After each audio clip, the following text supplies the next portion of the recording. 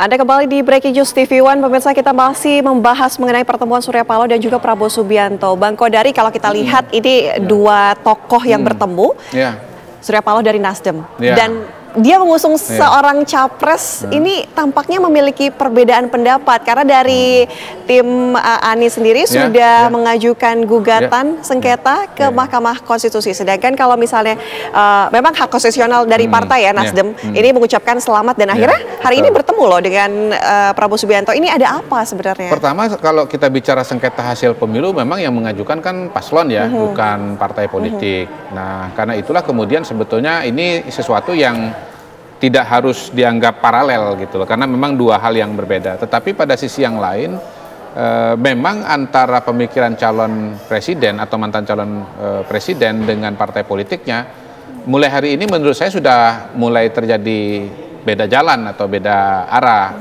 Kalau kita lihat Mas Anies, misalnya pernyataan publik beliau yang belakangan menunjukkan bahwa kelihatannya kalaupun diajak oleh Pak Prabowo masuk dalam pemerintahan, katakanlah jadi menteri gitu, dia akan menolak. Dia mengatakan dia setialah pada perubahan, di garis perubahan gitu. Sementara pada hari ini Partai Nasdem kan kira-kira akan masuk ke dalam keberlanjutan gitu. Jadi yang kemarin itu adalah semacam interupsi dari wacana keberlanjutan yang notabene sebetulnya merupakan rute besarnya dari Partai Nasdem itu adalah keberlanjutan. Dan karena itulah kemudian yang saya sebut tadi, bahwa kalau kita bicara hak angket sebagai sebuah upaya hukum berkaitan dengan Pilpres, maka ekspektasi hak angket dari Partai Nasdem pada hari ini itu betul-betul ya, kalaupun bukan kita katakan dicoret ya, frekuensi atau proporsi kemungkinan akan berjalan dorongan politik dari Partai Nasdem itu semakin kecil.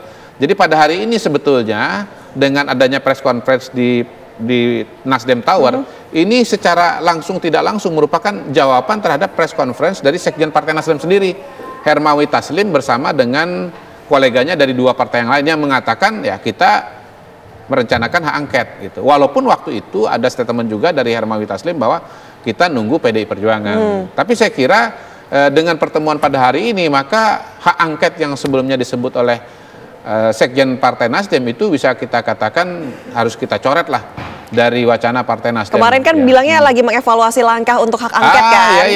Ya ini bagian dari evaluasinya.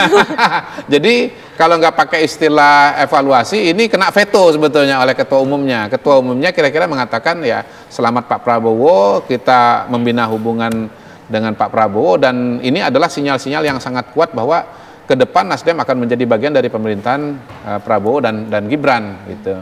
Dan ya kembali lagi bahwa sebelum ini Pak Surya Paloh sudah ketemu dengan Pak Jokowi.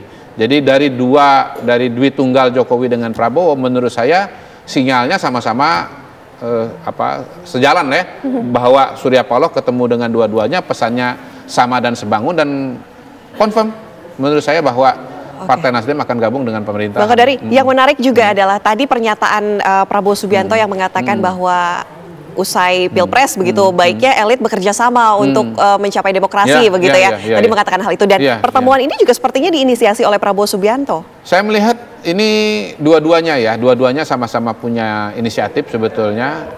Dalam politik itu ada istilah it takes two to tango gitu loh. Soal siapa yang memulai duluan itu biasanya nggak usah terlalu dipersoalkan lah. Komunikasi antara Surya Paloh dengan pertemuan Surya Paloh dengan Pak Jokowi ada dua versi kan. Ada versi bahwa yang mulai duluan Pak Surya Paloh, ada versi juga ini undangan dari Pak Jokowi gitu. Ya kalau saya yang ditanya, saya punya versi sendiri gitu loh. Saya akan mengatakan komunikasinya dimulai dari Pak Surya Paloh. Tetapi kalau dari sana juga mengatakan ini dimulai oleh Pak Jokowi, nggak masalah juga gitu. Yang penting adalah pertemuannya. Nah, sama juga dengan pertemuan antara Surya Paloh dengan Prabowo, menurut saya ini takes two to tango. Dua-duanya sama-sama membutuhkan, dua-duanya sama-sama melakukan komunikasi, dan ya menurut saya sih sebetulnya sinyal yang terkuat itu bersifat tidak langsung ya, bukan permintaan Pak tolong ke kantor gitu, tolong kita ketemu, enggak.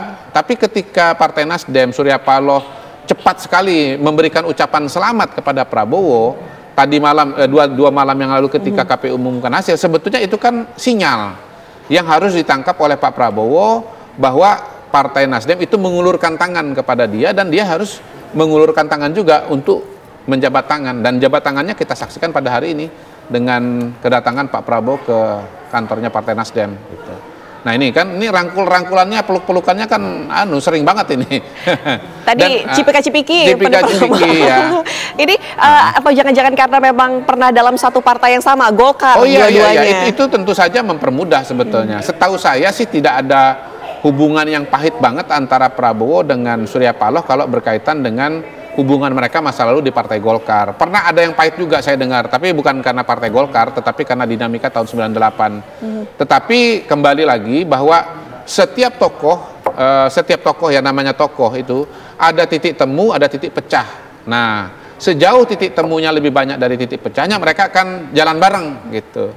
Tapi kalau misalnya titik pecahnya menjadi terlalu besar sehingga titik temunya menjadi kecil, mereka akan berbeda jalan. Nah, titik temu dengan titik pecah ini porsinya lebih besar yang mana misalnya? Ini menarik kita lihat antara misalnya Pak Jokowi dengan Bu Mega, kan gitu kan? Tadinya besar, sekarang mungkin pasca Pilpres 2024 titik temunya lebih kecil dibandingkan dengan titik pecahnya. Tapi ini kan yang justru kita akan lihat dan saksikan ke depan. Gitu. Kalau misalnya kita lihat juga, tadi kan Bang Kodari sempat mengatakan bahwa kalau Nasdem ini tampaknya sudah mulai positif ke koalisi dari Prabowo Gibran ya. Nah, terus tadi dari 03 juga kemungkinan siapa? Partai-partai P3 juga kemudian akan masuk begitu ya ke koalisi dari siapa namanya Prabowo Gibran. Nah, PDI artinya tertinggal sendiri. Ini bisa jadi. Ini apakah kemudian tidak akan memiliki taring lagi nantinya PDI Perjuangan? Tergantung definisi taring. Kalau definisi taring itu punya kekuatan, pasti PDI punya kekuatan. Paling tidak di parlemen, karena mereka kan punya perkiraan sekarang 109 atau 110 kursi di parlemen, dan kemungkinan juga ketua DPR kalau misalnya undang-undangnya tidak diubah tetap punyanya PDI Perjuangan, dan tetap kemungkinan Mbak Puan Maharani, kecuali terjadi hal-hal yang luar biasa, ketua umumnya bukan bukan Mbak Puan Maharani, dan ya kecuali ada hal yang luar biasa juga, misalnya undang-undang yang sekarang yang otomatis ketua DPR dari partai terbesar kursinya itu diubah misalnya gitu atau direvisi. Nah, kalau itu dijadikan patokan, maka PDI Perjuangan masih punya kekuatan yang sangat signifikan, tetapi kekuatan di parlemen, bukan kekuatan di pemerintahan. Kalau saya pribadi yang ditanya, proyeksi saya 2024-2029, kemungkinan PDI Perjuangan berada di luar. Nah, apakah berada di luar sendirian atau bersama dengan yang lain? Kalau ada yang lain, itu kemungkinan PKS. Tapi per hari ini, menurut saya ada kemungkinan juga bahwa PKS itu masuk ke dalam. Karena apa? Karena PDI sendirian pun di luar, itu sudah 19% dari kursi parlemen. Dan saya punya pemikiran bahwa Pak Prabowo dan Mas Gibran itu mengejar angka dukungan partai 80% di parlemen, supaya lebih yakin dan lebih mudah untuk perencanaan dan pelaksanaan kegiatan-kegiatan pembangunan dan pemerintahan ke depan. Jadi nanti 80% terwakili di dalam kabinet, 20% tidak terwakili dalam kabinet. 80% itu ada kursi pemerintah di parlemen, pro pemerintah di parlemen, 20% kursi oposisi pemerintah di parlemen. Kalau misalnya nanti PDI, kita asumsikan saja ya, kita berandai-andai sendiri di parlemen begitu. Nanti apakah ini akan cukup berpengaruh untuk menjadi oposisi? Tapi nanti ya, Bang Kodari dijawab usai jeda. Kami harus jeda terlebih dahulu, pemirsa. Sesaat lagi, tetaplah di Breaking News TV One. Anda kembali di Breaking News TV One, pemirsa. Langsung saja, Bang Kodari. Tadi menyambung pertanyaan tadi, kalau seandainya diasumsikan PDI Perjuangan sendiri di parlemen, cukup tidak?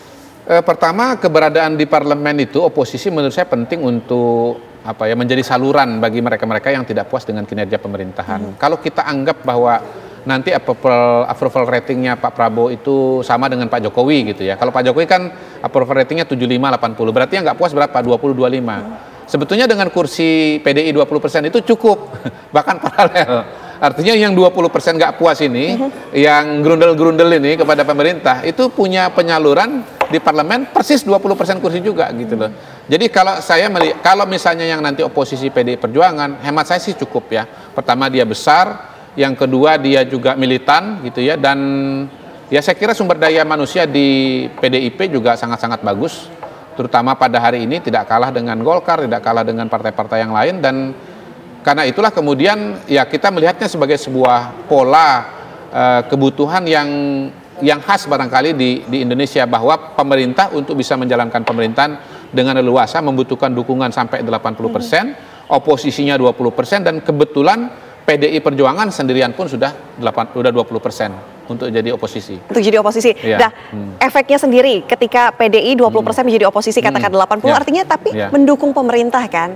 Nah, ini bisakah berdampak? Kalau kita bicara oposisi di Indonesia, sebetulnya kan berbeda dengan sistem parlementer. Sistem kita ini kan sistem presidensial. Jadi oposisi atau kontrol itu sebetulnya per desain ketatanegaraan itu bukan dari partai politik, tapi dari elemen legislatif. Jadi demokrasi itu kan salah satu ciri khasnya itu adalah pembagian kekuasaan yang disebut sebagai trias politika.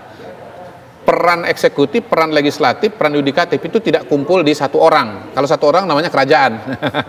dia yang bikin undang-undang, dia yang melaksanakan, itu raja. Tapi kalau kita bicara sistem demokrasi, yang membuat undang-undang itu adalah parlemen, pemerintah, eksekutif melaksanakannya. Nah, parlemen kita itu punya 3 fungsi. Fungsi pembuatan undang-undang, fungsi APBN, dan fungsi pengawasan. Jadi pengawasan di Indonesia itu dalam sistem presidensial sebetulnya dilakukan oleh institusi, bukan oleh partai politik. Nah, pada titik itu juga sebetulnya partai-partai yang sudah ada kakinya di kabinet tetap bisa menjalankan fungsi pengawasan. Karena apa? Karena dia punya kursi di parlemen. Dan pada titik itu nanti akan ada hal-hal yang menarik. Misalnya Nasdem punya menteri lingkungan hidup, tapi nanti di komisi yang berkaitan dengan lingkungan hidup bisa jadi yang menyoroti kinerja menteri itu adalah dari caleg Partai Nasdem. Baik. Gitu. Bang Kodari, terima kasih ya sudah bergabung di Breaking News TV One, sudah membahas ini menarik. Kita lihat sebenarnya nanti realnya akan seperti apa, siapa yang kemudian bergabung, atau siapa tahu ada yang keluar juga. Terima kasih Bang Kodari sudah bergabung di Breaking News. Pemirsa, kami harus jeda terlebih dahulu. Usai jeda kami akan kembali dengan rekan saya Veda Kintan sesaat lagi.